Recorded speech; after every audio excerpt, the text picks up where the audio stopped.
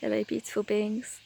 So I'm just making this video from Ashdown Forest and I wanted to show you a couple of sites and just talk about a few things, and you'll have to apologise that my voice is a little bit croaky because I've got a cold at the moment. So I'm just down the bottom of a valley in Ashdown Forest and there's this old abandoned water mill.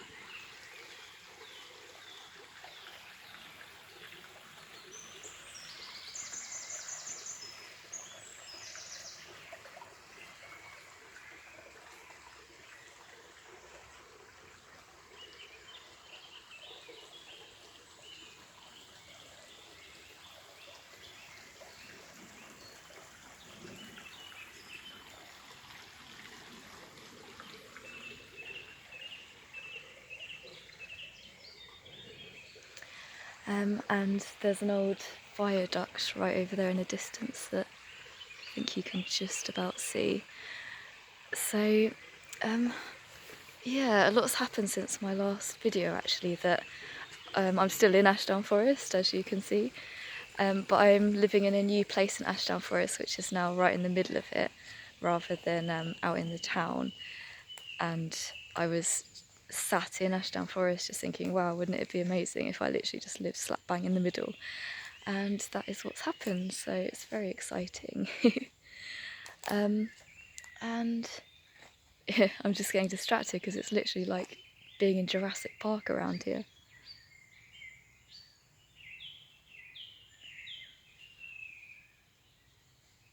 I'm freaking myself out now. So yeah, just looking at the ruins and a lot that's been happening in society at the moment, and talking to a few of my friends and things that we're all going through at the moment. I wanted to talk about the nature of the soul and how important it is to really come back to who you are, to not get distracted in things that are going on in this world at the moment. And the ruins are quite a good metaphor because clearly there's a lot of chaos going on in the world at the moment.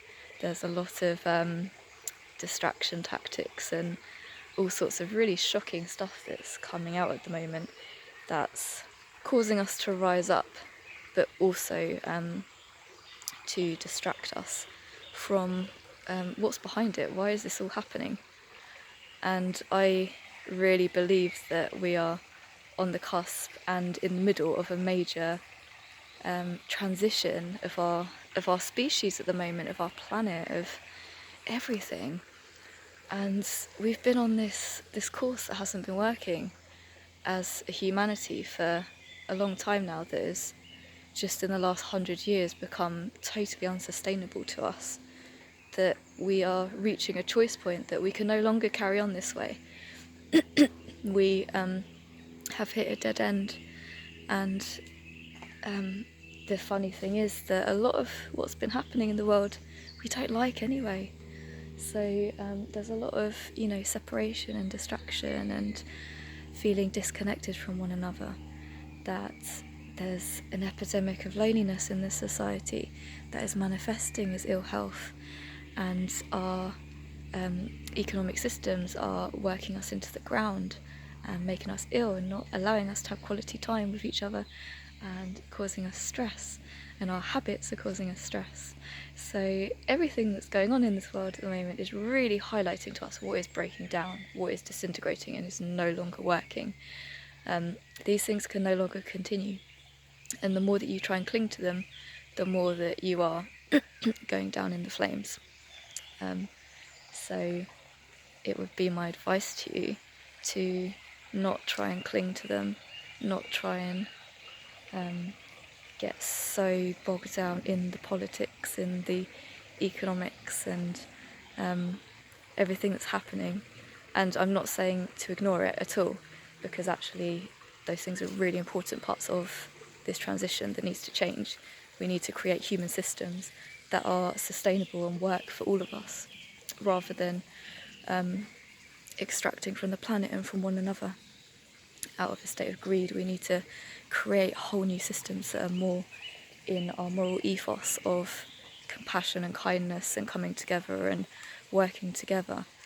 And that's going to take a while to transition, to really figure out how we can go about doing it.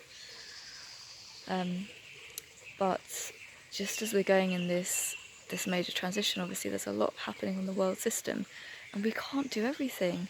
Like, we're one human by ourselves, and we can do a lot together. But at the same time, it's not just up to us. There is a whole higher unfolding going going on all around the world. And for us, seeing all of this stuff that's coming out is quite traumatic and quite painful for all of us. So I'd really advise you to get out into nature, to get off of your phones, and to get off of Facebook and watching TV and everything that's draining you, that's making you feel disempowered and like you're not good enough, and that just, makes you feel like there's nothing that you can do. Just get away from all of it and get out into nature and really connect with the earth, and remember that this is our home, this is why we're here. And at first it's like meditation. When you start, you bring all of your baggage with you, and you're just thinking in your head and bringing up all of these things that you're trying to work through. But the more that you get out and do it, the more that you come into a state of simplicity and oneness, and you recognise that you are a being of nature and you are a part of all of this. We've kind of been conditioned for so long that we're not a part of nature, that we're above it or in control of it. Whereas actually, when you surrender to it, you realise that it feels much more natural to us. So when I start to really tune into the forest and feel that I am a part of it, I start to see things more clearly. I start to see the beauty around me. I start to see the way that the tree is kind of twisted, and I see the the cobwebs, and I listen to the birds, and I come home to myself. And then in that state of coming home to myself, I start to have intuition coming up slowly. That is coming from my soul, from the more natural part of myself, rather than from my mind that has been conditioned with all of these belief systems and ways of doing things. And generally what comes up from that state of peacefulness is much more powerful and aligned and better advice to follow. And sometimes we get it very wrong when we're kind of in the chase, or we're wanting to move forwards and things, and once we have the courage to stop, things become much more flowing and peaceful. Like being in a river, you can either splash around and hold on to the side, or you can actually just surrender and just let it take you where it needs to take you. So yeah, as I said at the start,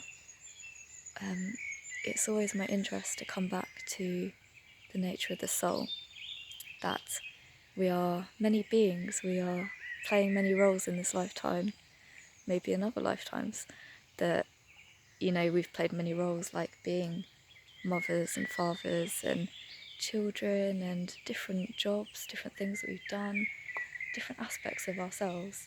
And yet underneath it there's this sense of peacefulness, this sense of clarity and witnessing that doesn't care what you look like or what you sound like.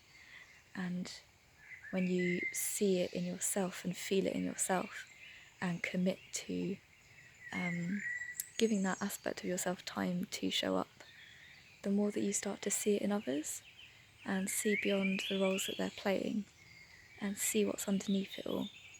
Sometimes people appear very different to me in soul form, in the way that they feel, compared to maybe the little chaos stuff that's going on the surface, the things that they're worrying about. And when we see one another from that state of being, we're able to treat each other in a much more beautiful way. There's a word, agape, which means unconditional love for your fellow humanity, for your brothers and sisters, which was taught by the major masters by Jesus and the Buddha and other beings, that is not based on circumstances, but is just a unconditional reverence for seeing the beauty in all humans. And that's a really beautiful state of being to be in. So this weekend is a blue moon, and it's called the Wesak full moon. I think today might be what's called Ascension Day, which was when the Buddha became enlightened. So it seems like an interesting topic that I felt to bring up today, was that no matter what is happening outside in history around you, this is history in the making at the moment, but within every historical time period, there have been these people who have managed to keep their cool and to remember who they truly are and to rise up and to share that with one another. And it would be very beautiful to see that happening more around us, because we all have that potential. So that's a lot of warbling that I've been doing. I'll let you just have one last little look at the forest.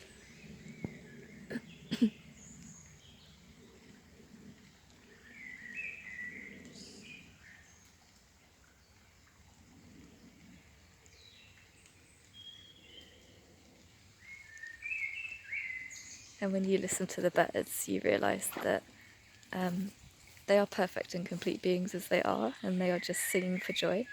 They are not needing to do anything to be whole or to be better.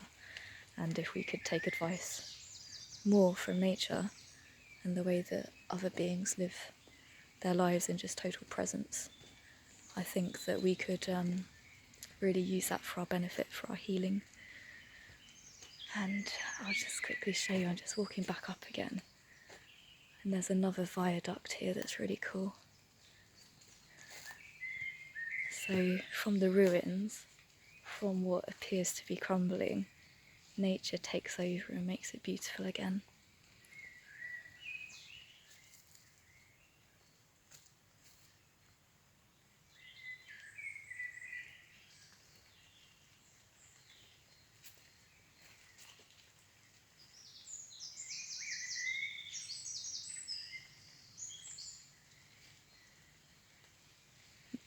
So all my love, beautiful beings.